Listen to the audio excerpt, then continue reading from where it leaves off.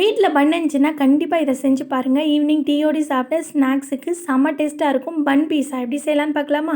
ஒரு பேனில் கொஞ்சமாக ஆயில் சேர்த்துட்டு ஒரு வெங்காயம், கொஞ்சமாக இஞ்சி பூண்டு பேஸ்ட்லாம் சேர்த்து வதக்கி பச்சை வாசனை போன பிறகு வீட்டில் வேக வச்ச கொஞ்சம் கறி இருந்துச்சு, அது பாதி தான் வந்திருக்கு. அதில் கொஞ்சம் சின்னதாக கட் பண்ணி சேர்த்துக்கிட்டேன். ஒரு தக்காளி, உப்புலாம் போட்டு வதக்கி நம்மளுக்கு வந்துட்டு கொஞ்சம் கலர் சேஞ்ச் ஆகி இந்த மாதிரி வந்ததுக்கு பிறகு இதில் வந்துட்டு கொஞ்சமாக கேப்சிகம், அதுக்கப்புறம் வீட்டில் கொஞ்சமாக இருந்த பன்னீர்லாம் சேர்த்துக்கிட்டேன். சேர்த்து நல்லா வதக்கிட வேண்டியதான். நல்லா வதக்கி கொஞ்சம் வெந்ததுக்கு பிறகு இதில் மசாலா போட்டுக்கணும்.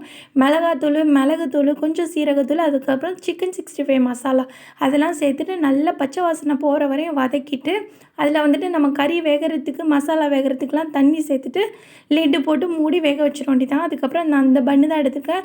இதை வந்துட்டு நம்ம பாதி பாதியாக கட் பண்ணி எடுத்து வச்சுக்கலாம். அப்புறம் மசாலாவும் சூப்பராக தண்ணிலாம் வற்றி ட்ரை ஆகி நல்லா ரெடியாகி வந்துருந்துச்சு. இதுக்கப்புறம் வந்துட்டு பேனில் ஆயிலோ இல்லை பட்டரோ இல்லை நெய்யோ சேர்த்துட்டு நம்ம வந்துட்டு இந்த வெட்டி வச்சுருக்கிற பன் எல்லாத்தையும் சேர்த்துட்டு லைட்டாக வந்துட்டு டோஸ்ட் பண்ணி எடுத்துக்கணும். ரொம்ப டோஸ்ட் பண்ண தேவையில்லை. டோஸ்ட் பண்ணி எடுத்ததுக்கு பிறகு 2 பாதியாக பிரிச்சுட்டு அதில் ஒரு பாதியில் வந்து மயோனைஸ் ஸ்ப்ரெட் பண்ணிக்கணும்.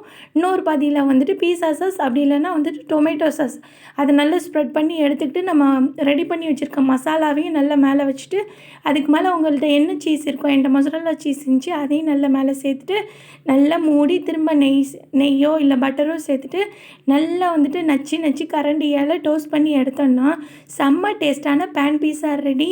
சீஸோடி அந்த மசாலாவோடி பார்க்க மட்டும் இல்லை, சாப்பிட்றதுக்கும் சூப்பராக இருக்கும். கண்டிப்பாக ஒரு டைம் ட்ரை பண்ணி பாருங்கள். பாய்.